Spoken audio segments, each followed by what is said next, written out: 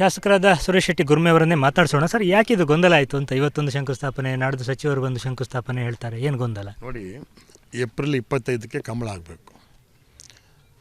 ರಾಜ್ಯ ಕಂಬಳ ಸಮಿತಿಯಿಂದ date fix ಆಗಿದೆ. ಆಮೇಲೆ ನಾವು ಇದನ್ನು ಮುಂಚಿತವಾಗಿ ಮಂತ್ರಿಗಳಿಗೆ ತಿಳಿಸಿದ್ದೀವಿ, DC ತಿಳಿಸಿದ್ದೀವಿ, ಜಿಲ್ಲಾಡಳಿತ ತಿಳಿಸಿದ್ದೀವಿ. ನಿನ್ನೆ ರಾತ್ರಿ ಏಕಾಏಕಿ ವಿನಯ್ ಕುಮಾರ್ ಸೊರಕೆಯವರು ಒಂದು ಪೋಸ್ಟ್ ಬಿಡುಗಡೆ ಮಾಡ್ತಾರೆ. ನಾಳೆ 4ನೇ ತಾರೀಕಿಗೆ ಶಂಕುಸ್ಥಾಪನೆ ಅಂಥೇಳಿ ಸ್ವಾಗತ ಬಯಸೋ ವಿನಯ್ ಕುಮಾರ್ ಸೊರಕೆ ಅಂತೇಳಿ. ನಿಮ್ಮ ಮುಂದೆ ನಾನು ಮಾತಾಡಬೇಕು, ಸ್ಪಷ್ಟವಾಗಿ ಮಾತಾಡಬೇಕು.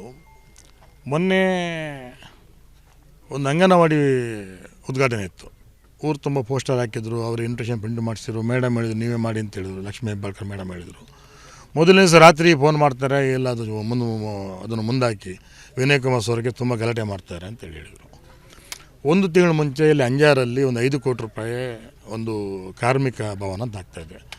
ಸಂಬಂಧಪಟ್ಟಂಥ ಮಂತ್ರಿಗಳಾಗಿರ್ತಕ್ಕಂಥ ಸಂತೋಷ್ ಲಾಡ್ ಅವರು ನನ್ನ ಸ್ನೇಹಿತರು. ಅವ್ರಿಗೆ ಹೇಳಿದ್ರು ನೀವು ಬರಬೇಕು ಗುದ್ದಲಿ ಪೂಜೆಗೆ ಅಂತೇಳಿ. ಕೊನೆಗೆ ಅವರು ಹೇಳಿದರು ಇಲ್ಲ ಅಣ್ಣ ನೀವು ಮಾಡಿಬಿಡಿ, ನಾನು ಉದ್ಘಾಟನೆ ಬರ್ತೀನಿ ಅನ್ನೋ ಮಾತನ್ನು ಹೇಳಿದರು ಅವರು. ಆನಂತರದಲ್ಲಿ ಮೇಡಮಿಗೆ ಹೇಳಿದ KDP ಮೀಟಿಂಗಲ್ಲಿ ಈ ಥರ ಅಣ್ಣ ನೀವು ಮಾಡಿಬಿಡಿ ಅಂತ ಹೇಳಿದರು. ಮೊದಲನೇ ದಿವಸ ರಾತ್ರಿ ಮತ್ತೆ ಫೋನ್ ಮಾಡ್ತಾರೆ, ಫೋನ್ ಮಾಡಿ ಹೇಳ್ತಾರೆ ಇಲ್ಲ ಅದನ್ನು ಮುಂದೂಡಬೇಕು ಅಂತೇಳಿ ಹೇಳ್ತಾರೆ. ಮೊನ್ನೆ ರಾತ್ರಿ ಫೋನ್ ಮಾಡಿ ಹೇಳಿದರು ಮೇಡಮ್ ಆಗೋದಿಲ್ಲ, 100-150 ಬ್ಯಾನರ್ ಹಾಕಿದ್ದಾರೆ, ಊರು ಜನ ಎಲ್ಲ ನಮಗೆ ರಿವೋಲ್ಟ್ ಆಗ್ತಾರೆ, ಅದು ಊರ ಹಬ್ಬ. ಆಮೇಲೆ ಮುಹೂರ್ತ ಯಾರನ್ನ ಕಾಯೋದಿಲ್ಲ, ಮುಹೂರ್ತ ಯಾರನ್ನ ಮಂತ್ರಿಗಳನ್ನ ಕಾಯೋದಿಲ್ಲ, ಮುಖ್ಯಮಂತ್ರಿ ಕಾಯೋದಿಲ್ಲ. ಸುಮಾರು 15 ದಿವಸ ಮುಂಚೆ ಇದು ಒಂದು ಮುಹೂರ್ತ ಅಂತ ಸಿಗ್ತಾರೆ. ಬ್ರಾಹ್ಮಣ ಒಂದು ಮುಹೂರ್ತ ಹೊಸದಾಗಿ ಕಂಬಳ ಮಾಡುವಂಥದ್ದು ಭಾಳ ದೊಡ್ಡ ಇದು. ಸುಮಾರು 2 ಕೋಟಿ ರೂಪಾಯಿ ಖರ್ಚಾಗುತ್ತೆ. ಇಷ್ಟೊಳಗೆ 60 ಲಕ್ಷ ರೂಪಾಯಿ ನಾವು ಸ್ನೇಹಿತರೆಲ್ಲ ಸೇರಿ ಖರ್ಚು ಮಾಡಿದ್ವಿ. ಹಾಗಾಗಿ ಈಗ ನಾವು ಸಮಿತಿಯಲ್ಲಿ ನೀವು ಸೊರಕೆ ಅವರನ್ನು ಕೂಡ ಸೇರಿಸ್ಕೊಂಡಿದ್ರಿ, ಅವರು ಬಂದಿದ್ದಾರೆ ಸಭೆಗಳಿಗೆಲ್ಲ? ಬರಲಿಲ್ಲ. ಆಮೇಲೆ ಅವ್ರದ್ದು ನೀವು ಊರು ತುಂಬ ಅವ್ರದ್ದು ಬ್ಯಾನರ್ ಹಾಕಿದ್ವಿ. ಇದು ನೋಡಿ, ಕಂಬಳ ಅನ್ನೋಂಥ ಕಾನ್ಸೆಪ್ಟ್ ಹೇಗೆ ಅಂತ ಹೇಳಿದರೆ ಪಕ್ಷಾತೀತವಾಗಿ ಮತ್ತು ಜಾತ್ಯತೀತವಾಗಿ ಧರ್ಮಾತೀತವಾಗಿ ನಡೀತಕ್ಕಂಥ ಒಂದು ಹಬ್ಬ, ಕರಾವಳಿ ಹಬ್ಬ. ಹಾಗಾಗಿ ಸಂಸ್ಕೃತಿಯನ್ನು ಉಳಿಸಬೇಕಂತ ನಿಟ್ಟಿನಲ್ಲಿ ನಾವು ಮಾಡಿರ್ತಕ್ಕಂಥ ವ್ಯವಸ್ಥೆ. ಪದೇ ಪದೇ ಹೀಗೆ ಆಗ್ತಾ ಇರೋದು ಹಕ್ಕುಚ್ಯುತಿ ಅಂತ ಅನಿಸೋದಿಲ್ವಾ ನಿಮಗೆ? ಅಲ್ಲ, ಖಂಡಿತ. ಈಗ ನಾವು ನೋಡಿ, ಈ ಸಂಘರ್ಷ ಬೇಡ, ಒಂದು ಸಾಮರಸ್ಯದಲ್ಲಿ ಹೋಗೋಣ ಅಂತೇಳಿ ನಾವು ಮೊದಲಿಂದ ಮಾಡ್ತಕ್ಕಂಥದ್ದು. ಮತ್ತು ಹಾಗಾಗಿ ಇವತ್ತು ನಮಗೆ ನೋಡಿ ಇಷ್ಟೆಲ್ಲ ಜನ ಊರು ತುಂಬ ಜನ ಸೇರಿದ್ದಾರೆ. ಈಗ ನಾನು ಹೇಳಿದ್ನಲ್ಲ, ಈ ಮುಹೂರ್ತ ನಮಗೆ ಬೇರೆ ಪ್ರತಿಷ್ಠೆ ಏನಿಲ್ಲ, ರಾಜಕೀಯದಲ್ಲಿ ಪ್ರತಿಷ್ಠೆ ಕೂಡ ಇರಬಾರ್ದು. ಹಾಗಂತೇಳಿ ಪೂರ್ತಿ ನಮ್ಮ ತಲೆ ಮೇಲೆ ಕಾಲಿಟ್ಟು ನಡೆದಾಗ ನಾವು ಸುಮ್ಮನೆ ಇರಲಿಕ್ಕೆ ಆಗೋದಿಲ್ಲ. ಹೋರಾಟ ಪರವಾಗಿ ಬೇರೆ ಶಾಸಕರು ಕೂಡ ಬಂದಿದ್ದಾರೆ. ಈಗ 2 ಜಿಲ್ಲೆ ಶಾಸಕರು ಬರ್ತಾ ಇದ್ದಾರೆ, 2 ಜಿಲ್ಲೆ ಸಂಸದರು ಬರ್ತಾ ಇದ್ದಾರೆ.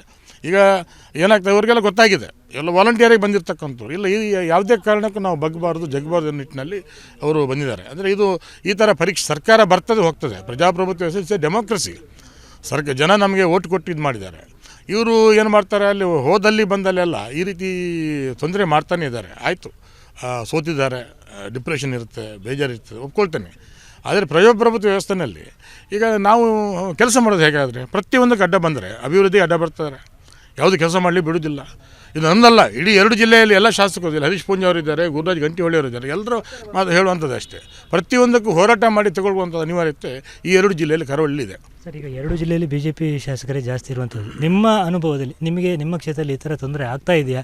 ಈ ಹಿಂದೆಯೂ ಅನುದಾನ ಇಲ್ಲ ಅನ್ನೋದನ್ನು ಎಲ್ಲ ಶಾಸಕರು ಒಟ್ಟಾಗಿ ಹೇಳಿದ್ರಿ. ಇದು ಹೊಸ ಅನುಭವ ಅಥವಾ ಈ ಥರ ಆಗಿದೆ ನಿಮಗೂ ಕೂಡ? ಮೊದಲನೇದಾಗಿ ಇದರ ಹೆಸರು ಉಡುಪಿ ಕಂಬಳ ಅಂತೇಳಿ ಹೆಸರಿಟ್ಟು ಇಷ್ಟೊಂದು ತಯಾರಿ ಮಾಡುವಾಗ ಇಡೀ ಜಿಲ್ಲೆಯಿಂದ ಅದಕ್ಕೊಂದು ಬೆಂಬಲ ಇದೆ. ಇನ್ನೊಂದು ಇದು ಮಾಡ್ತಾ ಇರೋದು ಸುರೇಶ್ ಅಣ್ಣನ ನೇತೃತ್ವ. ಸುರೇಶ್ ಅಣ್ಣ ಮಾಡ್ತಾರೆ ಅನ್ನುವಾಗ ನಿಮಗೆ 2 ಜಿಲ್ಲೆಯಲ್ಲಿ, ಉಭಯ ಜಿಲ್ಲೆಗಳಲ್ಲಿ ಸುರೇಶ್ ಅಣ್ಣನಿಗೆ ಒಂದಷ್ಟು ಫಾಲೋವರ್ಸು, ಅವರಿಗೊಂದಷ್ಟು ಅಭಿಮಾನಿಗಳು, ಅವ್ರ ಬಗ್ಗೆ ಒಂದು ಗೌರವ ಪ್ರೀತಿ ಇರೋರು ಇರ್ತಾರೆ. ಅವ್ರು ಮಾಡುವಾಗ ಜನರಲಿ ಎಲ್ಲರನ್ನೂ ಇನ್ವಾಲ್ವ್ಮೆಂಟ್ ತಗೊಂಡೇ ಮಾಡ್ತಾರೆ. ಅವ್ರ ಸ್ವಭಾವ ಹಾಗಲ್ಲ, ನಾವೇ ತಪ್ಪು ಮಾಡಿದ್ರು ಕರೆದು ಎಲ್ಲರನ್ನೂ ಒಟ್ಟಿ ತೊಗೊಂಡು ಹೋಗಿ ಅಂತ ಹೇಳೋರು. ಸೊ ಇಷ್ಟು ಎಲ್ಲರನ್ನೂ ಇನ್ವಾಲ್ವ್ಮೆಂಟ್ ಮಾಡ್ಕೊಂಡು ಹೊರಟಾಗ ವಿಷಯ ಇರೋದು ಕಂಬಳದ್ದು. ಯಾರೂ ಸಹಿತ ಡಿಸ್ಟರ್ಬ್ ಮಾಡಬಾರ್ದು. ಇದ್ದರೆ ಹೇಳ್ಬೋದು, ಇಲ್ಲ ಸ್ಟೇಟ್ಮೆಂಟ್ ಕೊಡ್ಬೋದು, ತಿದ್ದುಕೊಂಡು ಹೋಗಿ ಅಂತ ಹೇಳ್ಬೋದು. ಅದನ್ನು ತಡಿತೇವೆ ಅಂತೇಳಿ ಹೇಳಿ ಹೊರಡೋದು ಯಾವಾಗಲೂ ಅದು ದುರಂತ. ಅದು ಮತ್ತು ಕಂಬಳದ ಕಾರ್ಯಕ್ರಮ ನೀವು ತುಳಿದಷ್ಟು ಚಿಗುರಿ ಎದ್ದು ಬರುವವರು ನಾವು. ಕಂಬಳ ಕಾರ್ಯಕ್ರಮ ನಮ್ಮ ಸಂಸ್ಕೃತಿಯನ್ನೆಲ್ಲ ಮುಟ್ಲಿಕ್ಕೆ ಹೋಗಬಾರ್ದು, ಮತ್ತು ಅದರಲ್ಲೆಲ್ಲ ರಾಜಕೀಯ ಮಾಡಲಿಕ್ಕೆ ಹೋಗಬಾರ್ದು. ಕಾರ್ಯಕ್ರಮ ನಮ್ಮ ಸಂಸ್ಕೃತಿದು ಮಾಡುವಾಗ ಇಡೀ ರಾಜ್ಯ ನೋಡ್ತದೆ. ರಾಜ್ಯ ನೋಡುವಾಗ ನಾವೆಲ್ಲ ಒಟ್ಟಾಗಿರಬೇಕಾಗ್ತದೆ. ಇದರಲ್ಲೆಲ್ಲ ರಾಜಕೀಯ ಮಾಡಬಾರ್ದು. ನಾವು ಈ ಸಂದರ್ಭದಲ್ಲಿ ಅನುದಾನ ಮತ್ತು ಅವರ ತೊಂದರೆಗಳು, ಡಿಸ್ಟರ್ಬೆನ್ಸ್ ಈ ಸಂದರ್ಭದಲ್ಲಿ ಹೇಳೋದಿಲ್ಲ.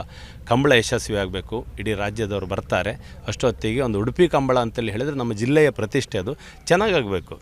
ಶ್ರೀನಿವಾಸ ಪೂಜಾರು ಫೋನ್ ಮಾಡಿದರು, ಆಮೇಲೆ ನಮ್ಮ ಸರ್ಜಿ ಅವರು ಬರ್ತಿದ್ದಾರೆ, ಎಲ್ಲರೂ ಬರ್ತಿದ್ದಾರೆ. ನಿಮಗೆ ಈ ಕಾರ್ಯಕ್ರಮ ಅಂತ ಹೇಳಿದ್ರೆ ತುಂಬ ಖುಷಿಯಲ್ಲಿದೆ, ತುಂಬ ಒಂದು ಕುತೂಹಲ ಇದೆ. ಹಾಗಾಗಿ ಆ ಕಾರ್ಯಕ್ರಮ ಯಶಸ್ವಿ ಆಗ್ತದೆ, ಆಗಬೇಕು. ದೇವರ ಆಶೀರ್ವಾದ ಸುರೇಶ್ ಅಣ್ಣನಿಗೂ ಕಂಬಳದ ಎಲ್ಲ ವ್ಯವಸ್ಥೆಗೂ ಇರ್ತದೆ. ಸೊ ಸಣ್ಣ ರಾಜಕೀಯ ಬಿಟ್ಟು ಒಳಗೆ ಬರೋದು ಒಳ್ಳೆಯದು ಅಂತ ಅನ್ನಿಸ್ತಾ ಇದೆ. ನೀವು ಅಷ್ಟು ದೂರದಿಂದ ಬಂದಿದ್ದೀರಿ ಅಂದರೆ ನಿಮಗೂ ಅಂಥ ಕಹಿ ಅನುಭವಗಳು ನಿಮ್ಮ ಕ್ಷೇತ್ರದಲ್ಲಿ ಆಗಿರುತ್ತೆ ಅಂತ ಏನು ಹೇಳೋದಕ್ಕೆ ಬಯಸ್ತೀರಿ? ಈ ಕಾಂಗ್ರೆಸ್ ಸರ್ಕಾರ ಈ ರಾಜ್ಯದ ಆಡಳಿತಕ್ಕೆ ಬಂದ ನಂತರ ಕರಾವಳಿಯನ್ನು ಕೆಂಗಣ್ಣಿಂದ ನೋಡ್ತಕ್ಕಂಥ ಪರಿಸ್ಥಿತಿ ಕಾಂಗ್ರೆಸ್ನ ಸರ್ಕಾರ ಮಾಡ್ತಾ ಇರ್ತಕ್ಕಂಥದ್ದು. ಕರಾವಳಿಯಲ್ಲಿ ಮೊನ್ನೆ ಕಾರ್ಕಳದಲ್ಲಿ ನಡೆದಂಥ ಒಂದು ಸಮಾವೇಶದಲ್ಲಿ ಲಕ್ಷ್ಮೀ ಹೆಬ್ಬಾಳ್ಕರ್ ಅವರು ಹೇಳ್ತಾ ಇದ್ರು, ಈ ಜಿಲ್ಲೆಯಲ್ಲಿ 2 ಜಿಲ್ಲೆಗಳಲ್ಲಿ BJPಯವರೇ ಗೆದ್ದಿರೋದು, ಆದರೂ ನಾವು ಗ್ಯಾರಂಟಿ ಕೊಡ್ತಾ ಇದ್ದೇವೆ ಅಂತ ಹೇಳಿದರು. ಬಹುಶಃ ಗ್ಯಾರಂಟಿ ಕರಾವಳಿಗೆ ಮಾತ್ರ ಅಲ್ಲ, ಇಡೀ ರಾಜ್ಯಕ್ಕೂ ಕೊಡ್ತಾ ಇದ್ದಾರೆ ಅವರು. ಆದರೆ ಅನುದಾನ ಕೊಡ್ತಾ ಇದ್ದಾರೆ ಕೇಳಿದರೆ ಅನುದಾನ ಕೊಡ್ತಾ ಇಲ್ಲ. ಕಾಂಗ್ರೆಸ್ನವರು ಇಲ್ಲಿ ಸುಮ್ಮನೆ ವಿನಾಕಾರಣ ರಾಜಕಾರಣ ಮಾಡೋದು ಬಿಟ್ಟು, ಸುರೇಶ್ ಅಣ್ಣ ಅವರು ಇವಷ್ಟು ಉಡುಪಿ ಕಂಬಳದ ಹೆಸರಿನಲ್ಲಿ ಒಂದು ಉಡುಪಿಗೆ ಇನ್ನಷ್ಟು ಸಾಂಸ್ಕೃತಿಕವಾಗಿರ್ತಕ್ಕಂಥ ಒಂದು ವ್ಯವಸ್ಥೆಯಲ್ಲಿ ಜಾಗತಿಕವಾಗಿ ಇರತಕ್ಕಂಥ ಮನ್ನಣೆ ಸಿಗಬೇಕೆನ್ನುವಂಥ ದೃಷ್ಟಿಯಲ್ಲಿ ಈ ಒಂದು ಕಂಬಳವನ್ನು ಆಯೋಜನೆ ಮಾಡಿದ್ದಾರೆ. ನಾನು ರಾಜ್ಯದ ಸಿದ್ದರಾಮಯ್ಯ ಅವರಿಗೆ, DK ಶಿವಕುಮಾರ್ ಅವರಿಗೆ, ಉಸ್ತುವಾರಿ ಸಚಿವರಾಗಿರ್ತಕ್ಕಂಥ ಲಕ್ಷ್ಮೀ ಹೆಬ್ಬಾಳ್ಕರ್ ವಿನಂತಿ ಮಾಡ್ತೇನೆ. ಇಲ್ಲಿ ಸುರೇಶ್ ಅಣ್ಣ ಹೇಳಿದರು 2 ಕೋಟಿ ರೂಪಾಯಿ ಕಂಬಳ ಬೇಕು ಅಂತ. ನೀವು ತಾಕತ್ತಿದ್ದರೆ 1 ಕೋಟಿ ರೂಪಾಯಿ ಅನುದಾನ ರಿಲೀಸ್ ಮಾಡಿ. ಈ ಒಂದು ಕಂಬಳಕ್ಕೆ 1 ಕೋಟಿ ರೂಪಾಯಿ ಅನುದಾನ ರಿಲೀಸ್ ಮಾಡಿ, ನಿಮ್ಮದೇ ಊರು ತುಂಬ ಫ್ಲೆಕ್ಸ್ ಹಾಕ್ತೇವೆ, ನಿಮ್ಮನ್ನು ಸನ್ಮಾನ ಮಾಡ್ತೇವೆ, ನಿಮಗೆ ಏನು ಈ ಕಂಬಳದಲ್ಲಿ ಮಾನ್ಯತೆ ಕೊಡಬೇಕೋ ಕೊಡ್ತೇವೆ. ಅದನ್ನು ಬಿಟ್ಟು ನೀವು 1 ರೂಪಾಯಿ ದುಡ್ಡು ಕೊಡೋದಿಲ್ಲ, 1 ರೂಪಾಯಿ ಅನುದಾನ ಕೊಡೋದಿಲ್ಲ, ಒಂದು ಅಭಿವೃದ್ಧಿಗೋಸ್ಕರ ಸ್ನೇಹಿತರ ಜೊತೆ ಸೇರಿಸ್ಕೊಂಡು 60 ಲಕ್ಷ ರೂಪಾಯಿ ಖರ್ಚು ಮಾಡಿದ್ದೇನೆ ಅಂತೇಳಿ ಸುರೇಶ್ ಅಣ್ಣ ಹೇಳಿದರು. ಇವತ್ತು ನಾವು ಊರಿನವರು ಮತ್ತು ಜಿಲ್ಲೆಯ ಅಭಿವೃದ್ಧಿಯ ದೃಷ್ಟಿಯಿಂದ ಇಷ್ಟು ಪ್ರಾಮಾಣಿಕವಾಗಿರ್ತಕ್ಕಂಥ ಚಿಂತನೆ ಮಾಡ್ತಕ್ಕಂಥ ಹಿರಿಯರಾಗಿರ್ತಕ್ಕಂಥ ಸುರೇಶ್ ಅಣ್ಣ ಈ ಕ್ಷೇತ್ರದ ಜನಪ್ರತಿನಿಧಿಯಾಗಿ ಮಾಡ್ತಕ್ಕಂಥ ಕೆಲಸಕ್ಕೆ ಸರ್ಕಾರ ಇದಕ್ಕೆ ಸಹಕಾರ ಮಾಡಬೇಕು. ಅದನ್ನು ಬಿಟ್ಟು ವಿರೋಧ ಮಾಡ್ತಕ್ಕಂಥ ಪ್ರವೃತ್ತಿಯನ್ನು ಈ ಜಿಲ್ಲೆಯ ಜನ ಇದನ್ನು ಒಪ್ಕೊಳ್ಳಿಕ್ಕೆ ಸಾಧ್ಯ ಇಲ್ಲ. ಉಭಯ ಜಿಲ್ಲೆಗಳ ಜನ ಸಹ ಇದನ್ನು ಒಪ್ಕೊಳ್ಳೋದಿಲ್ಲ. ಅದೇ ಕಾರಣಕ್ಕೋಸ್ಕರ ಈ ಜಿಲ್ಲೆಯಲ್ಲಿ ಪದೇ ಪದೇ ಚುನಾವಣೆಗಳು ಬಂದಾಗ ಕಾಂಗ್ರೆಸ್ಸನ್ನು ಯಾಕೆ ತಿರಸ್ಕಾರ ಮಾಡ್ತಾರೆ ಅಂತ ಹೇಳಿದರೆ, ಈ ರೀತಿಯ ಕುತಂತ್ರದ ರಾಜಕಾರಣವನ್ನು ಈ ಜಿಲ್ಲೆಯ ಜನ ಒಪ್ಪೋದಿಲ್ಲ. ಈ ಕಂಬಳದ ಮೂಲಕವೂ ಮತ್ತೊಮ್ಮೆ ಸ್ಪಷ್ಟ ಸಂದೇಶವನ್ನು ಈ ಜಿಲ್ಲೆಯ ಜನ ಕೊಡ್ತಾರೆ. ನೀವು ಅಭಿವೃದ್ಧಿಗೋಸ್ಕರ ಈ ಕಂಬಳಕ್ಕೆ 1 ಕೋಟಿ ರೂಪಾಯಿ ಅನುದಾನ ಕೊಟ್ಟು ನಿಮ್ಮ ಏನು ಪ್ರತಿಷ್ಠೆ ಇದೆ ಅದನ್ನು ಆಮೇಲೆ ತೋರಿಸ್ಕೊಳ್ಳಿ ಅಂತ ಹೇಳುವಂಥ ಮಾತನ್ನು ಈ ಸಂದರ್ಭ ಹೇಳ್ತೇನೆ. ಕಾಪು ಕ್ಷೇತ್ರದಲ್ಲಿ ನಡೀತಾ ಇರುವಂತಹ ಕಂಬಳ ಇದಕ್ಕೆ ಆಸುಪಾಸಿನ ಎಲ್ಲ ಅಂದರೆ 2 ಜಿಲ್ಲೆಗಳ ಬಹುತೇಕ ಎಲ್ಲ ಕ್ಷೇತ್ರದ BJPಯ ಶಾಸಕರು, ಸಂಸದರು ಸೇರಿಕೊಂಡು ಬೆಂಬಲವನ್ನು ವ್ಯಕ್ತಪಡಿಸ್ತಾ ಇರುವಂಥದ್ದನ್ನು ನೋಡಿದರೆ ಭಾಳ ಒಂದು ಗಂಭೀರವಾಗಿ ಇದನ್ನು ಸರ್ಕಾರ ಆಲೋಚನೆ ಮಾಡಬೇಕಾಗುತ್ತೆ. ಒಂದು ಕಡೆ ಅನುದಾನ ಇಲ್ಲ ಅನ್ನೋಂಥ ಕೊರತೆಯ ನಡುವೆಯೂ ಕೂಡ ಈ ರೀತಿಯ ಒಂದು ಉತ್ತಮ ಕ್ರಮವನ್ನು ತೆಗೆದುಕೊಂಡಾಗಲೂ ಕೂಡ ಅಡ್ಡಿಪಡಿಸ್ತಾ ಇರುವಂಥದ್ದು ಎಲ್ಲೋ ಒಂದು ಕಡೆ ವಿವಾದಕ್ಕೆ ಕಾರಣ ಆಗ್ತಾ ಇದೆ. ಉಡುಪಿಯಿಂದ ಕ್ಯಾಮ್ರಾಮನ್ ಹರೀಶ್ ಜೊತೆಗೆ ಶಶಿಧರ್ ಮಾಸ್ತಿಬೈಲು, ಏಷ್ಯಾನೆಟ್ ಸುವರ್ಣ ನ್ಯೂಸ್.